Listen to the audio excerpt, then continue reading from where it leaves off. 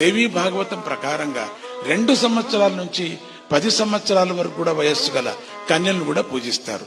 2 ఏళ్ల పిల్లను కుమారి అంటారు, 3 ఏళ్ల అమ్మాయిని త్రిమూర్తి అంటారు, 4 ఏళ్ల పిల్లను కళ్యాణి అంటారు, 5 ఏళ్ల పిల్లను రోహిణి అంటారు, 6 ఏళ్ల పిల్లను కాళిక అంటారు, 7 ఏళ్ల పిల్లను చండిక అంటారు, 8 ఏళ్ల అమ్మాయిని శాంభవి అంటారు, 9 ఏళ్ల పిల్లను దుర్గా అంటారు, 10 ఏళ్ల కన్యను సుభద్ర అంటారు.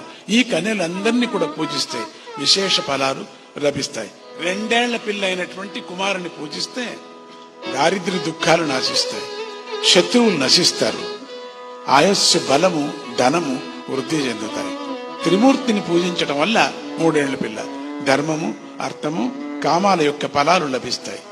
ధనధాన్యాలు పుత్రులు పౌత్రులు అభివృద్ధి చెందుతారు.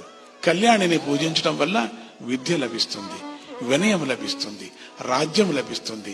కాళికను పూజిస్తే శత్రువులు నశిస్తారు, చండికను పూజిస్తే సంపదలు కలుగుతాయి, శాంభవిని పూజిస్తే విజయం లభిస్తుంది, దుర్గను పూజిస్తే సకల శత్రువులు కూడా నాశనమవుతారు, స్వర్గము లభిస్తుంది, రోహిణిని పూజిస్తే రోగాలు నశించి ఆరోగ్యం లభిస్తుంది, సుభద్రను పూజిస్తే కోరికలన్నీ తీరిపోతాయి.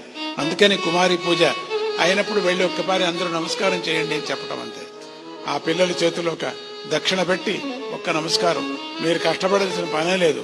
అన్ని అమ్మవార్లు అక్కడ కూర్చుంటారు, 9 అమ్మవార్లు 10 అమ్మవార్లు కూర్చున్నారు, కొల్లక కూర్చున్నారు, 2 కూర్చుంటారు, ఒక్కొక్కరి 3 అమ్మవార్లు కూర్చుంటారు. ఎంత అద్భుతమో ఎంత సన్నివేశమో మీకు ఎప్పుడు దొరకదు, ఎక్కడా దొరకదు.